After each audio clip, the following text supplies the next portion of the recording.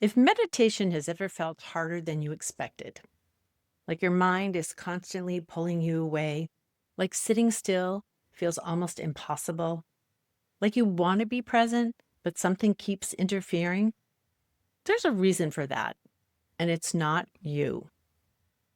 Meditation seems simple, but for many of us, it's really difficult. And with more and more advances in technology, meditation feels harder than ever. Hi, I'm Elizabeth Cronin, a psychologist and a mindfulness meditation teacher. In my last video, I talked about how over 2,500 years ago, the Buddha described the five hindrances, the natural challenges of the human mind that show up when we try to meditate. And here's what's fascinating.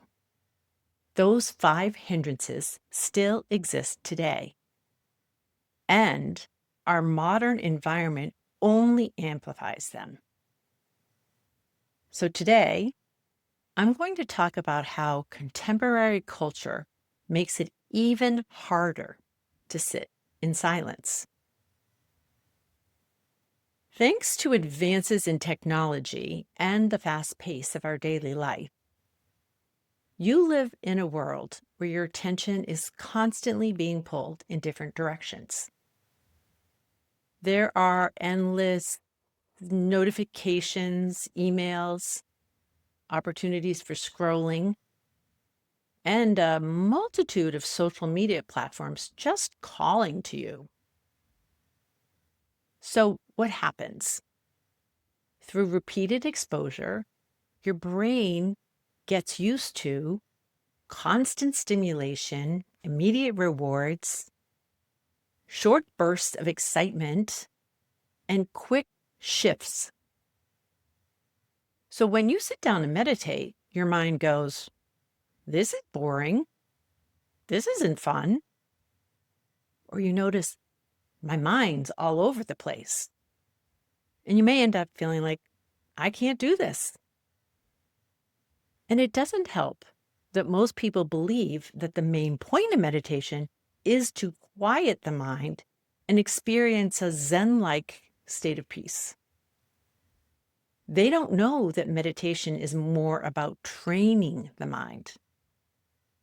They don't know that it's a practice that helps you reclaim the ability to place your attention where you want it, rather than having your attention pulled in various directions.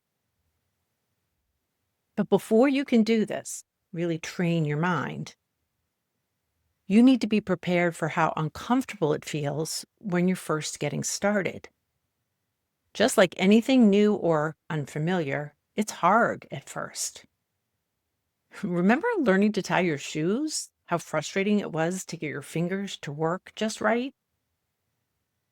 Doing anything out of the ordinary is difficult, and you encounter struggles instead of immediate gratification.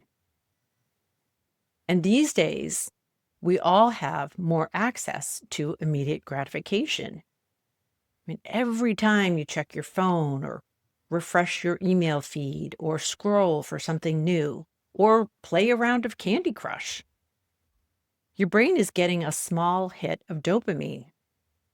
And this keeps you seeking, checking, and reaching for the next hit. So when you sit in meditation with no novelty, no stimulation, no immediate gratification, your brain feels like something's missing or like something's wrong. And it will prompt you to give up and give in to your urges. Now, you might recall that I talked about the five hindrances in my last video.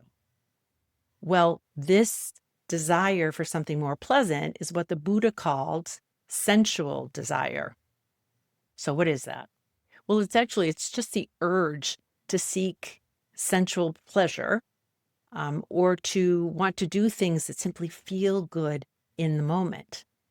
Things that satisfy us, like eating candy or buying something new. And that desire has become supercharged by easy access to just about anything via the internet. So when you put away your phone and try to sit quietly with eyes closed, you can expect to feel restless, bored, uncomfortable. You can expect to notice the urge to want to check something or to experience thoughts about wanting to get up, go somewhere, do something, and questions about whether this is the best use of your time or whether you're doing things right or whether you're even cut out for meditation. None of these thoughts or feelings or experiences indicate failure. They're simply a consequence of life in the fast lane, where there are so many distractions and so much pressure to keep up. As a result, many people are living in a constant state of some level of stress or distress. There's the never-ending stream of deadlines, responsibilities, pressure to perform, and information overload.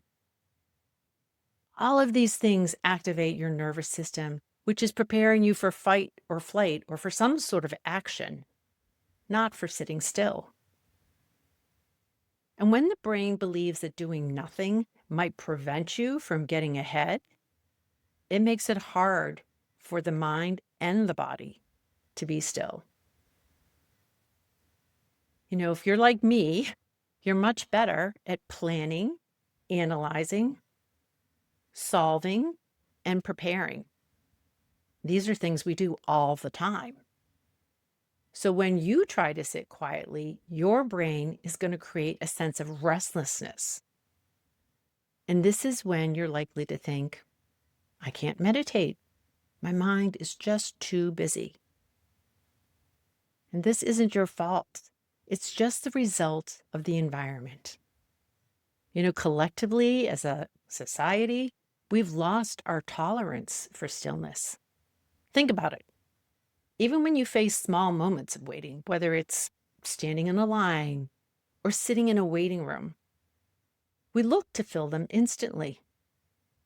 We reach for our phones without even thinking. And in this way, we're unintentionally training ourselves to avoid boredom, stillness, silence, and you might even say solitude. And meditation asks us to sit with all of those. Okay, I think you get my point. So now here's something to consider. What if stillness or waiting isn't the problem? What if it's our relationship to stillness? We don't relate well to inaction. It leaves us feeling anxious that somehow we'll be left in the dust or that we're going to disappoint someone who depends upon us.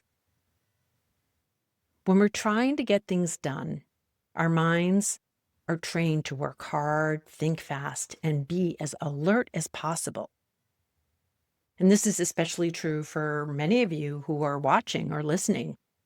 If you're someone who is thoughtful, driven, responsible, goal-oriented, used to solving problems, and likes to check things off the to-do list, well, your mind is well trained for achieving and performing.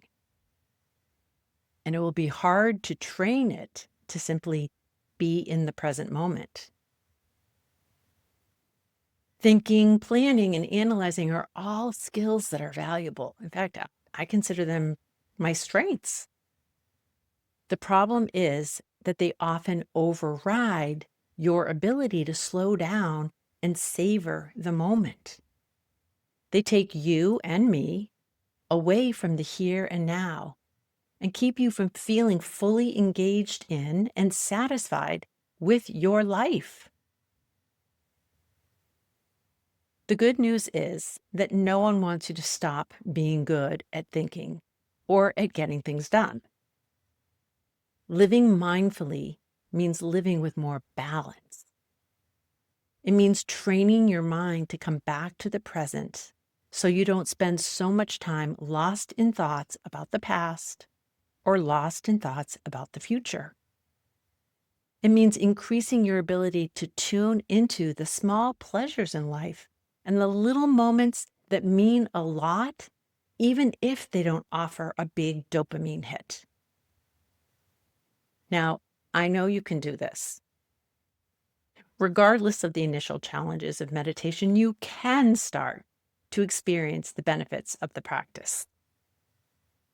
The first step is recognizing why meditation can be so hard and remembering that you're not doing anything wrong when it doesn't feel easy.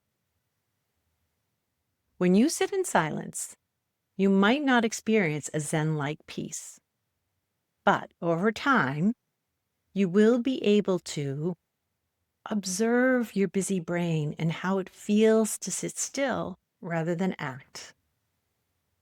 You'll notice how thoughts seem to show up out of nowhere, uninvited. You'll recognize how random and disorganized the mind can be, and you may not take every thought as seriously. Over time, you'll notice that you can sit for longer periods, and that many of the same thoughts come up over and over again.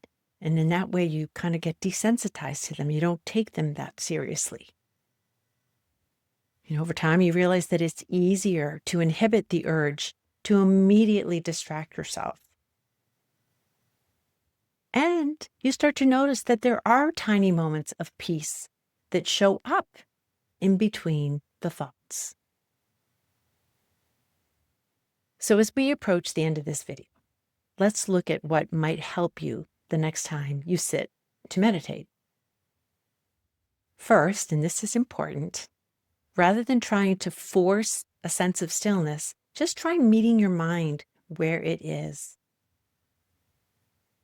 And you can make a couple of small, simple shifts. Reduce the amount of time that you try to meditate. Start small. 2 to 5 minutes is more than enough. You might try using guided meditations because they'll provide some structure that will sort of keep you on track. You can experiment with keeping your eyes slightly open if that helps you stay a little bit more alert and engaged. And you can try walking meditation instead of sitting. And this is really important. It's helpful to be kind to yourself when your mind wanders. You just want to gently redirect your attention back to the present moment. You want to have compassion for yourself when you catch yourself getting lost in thoughts. You want to remember this is hard work. It may seem simple, but it's not. So give yourself lots of credit for persevering, especially when it's unpleasant. And know that over time, your persistence will pay off. It does get easier. And if you remember nothing else, please know this, that when you sit and meditate, you should expect your mind to wander, because it will. I can't tell you how many people have told me how helpful it is to hear that meditation is difficult and that it's a natural result of the ways in which our minds have been trained. Because with this understanding, meditation feels just a little bit less frustrating.